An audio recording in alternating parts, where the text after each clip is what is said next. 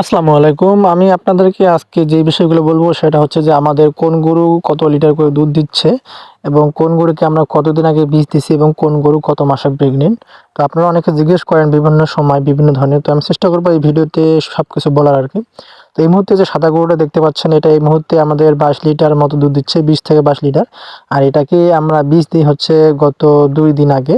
হ্যাঁ, গত 2 দিন আগে একে আমরা বীজ দেই। আলহামদুলিল্লাহ আমরা আশা করতেছি এটা প্রেগনেন্ট হবে। একে আমরা ২ দিন আগে বীজ দিই আরকি যেহেতু। আর এখন যে কালো গরুটা দেখতে পাচ্ছেন এটার আসলে গত কুরবানি ঈদের পরের দিন এর বাচ্চা মারা যায়। এরপর থেকে প্রায় বেশ কয়েকবার আমরা একে বীজ দিছি, বীজ কনসেপ্ট করে নাই। তো আলহামদুলিল্লাহ একে আমরা ১০ দিন আগে আবার বীজ দেই। এবার চিকিৎসা করার পর বীজটা দিছি। তো হচ্ছে এখন ১০ লিটার দুধ দিচ্ছে।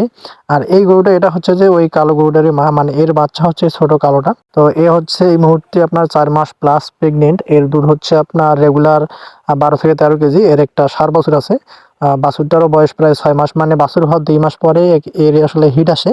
তো হিট আসার পরে আমরা একে বীজ দেই। বীজ দেওয়ার পরে ইনশাআল্লাহ ১ম বারেই আসলে সে কনসেপ্ট করে। তো এটা আসলে ভালো একটা খবর আমাদের জন্য।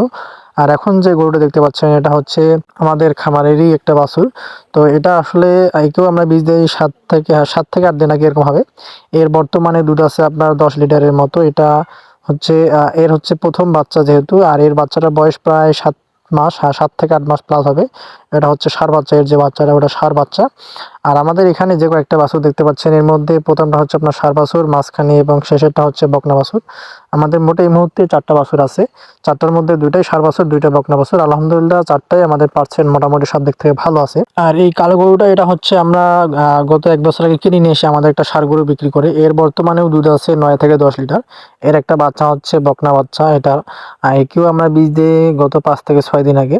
মোটামুটি আমাদের যে কয়েকটা গরু আছে সবগুলোই আসলে আমরা মানে ৫ টা গাভী, যে ৫ টা গাভী আমরা দুধ দহন করতেছি, ৫ টা গাভী আমরা ১০ দিনের মধ্যে বীজ দেই আরকি।